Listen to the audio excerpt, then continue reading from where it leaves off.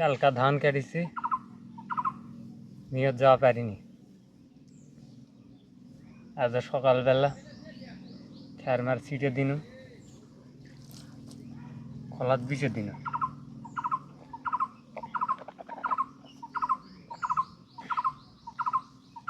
জায়গা খুব বহুত কম, চারিদিকে গাছ গাছলা, মানে বাতাসত খ্যার শুকান লাগছে।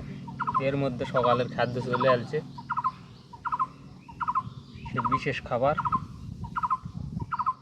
মজাই মজা।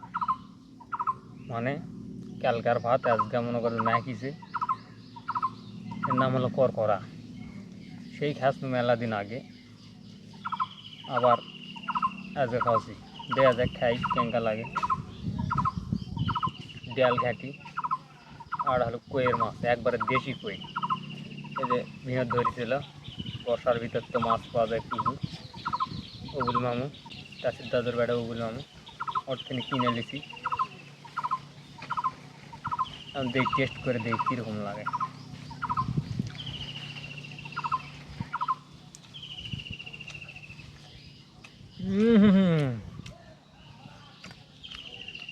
অস্থির। বাড়ির ভিতরে ভাত খেয়ে শান্তি নেই। ফাঁকা ময়দানে ভাত খেতে মজা।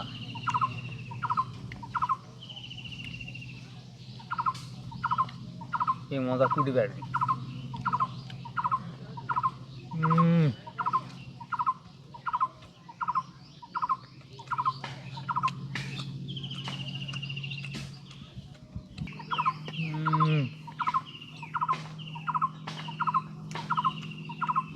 অস্থির, কঠিন স্বাদ।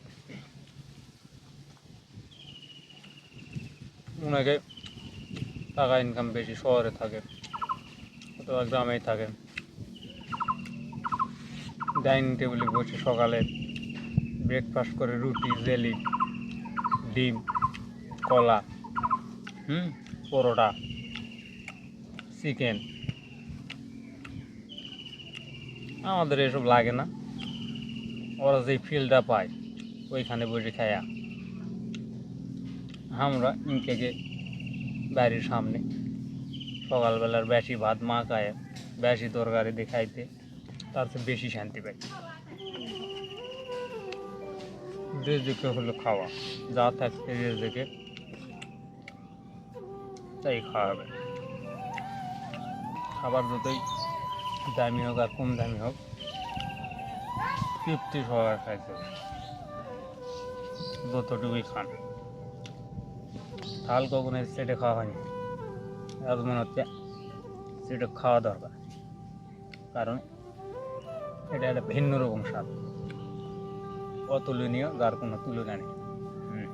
আলহামদুলিল্লাহ, খাওয়া দাওয়া ফিনিশ। আমি পানিটা খেয়ে নিই।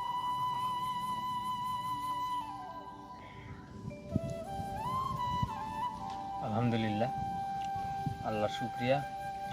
এইভাবে কখনো খাইছেন নাকি জানি না, গাছতলায় বসে বুঝবেন খাওয়ার আরামটা কি। ধন্যবাদ সবাইকে, ভালো থাকুন। কাম আছে, কামের মধ্যে ঢুকে যাওয়া লাগে।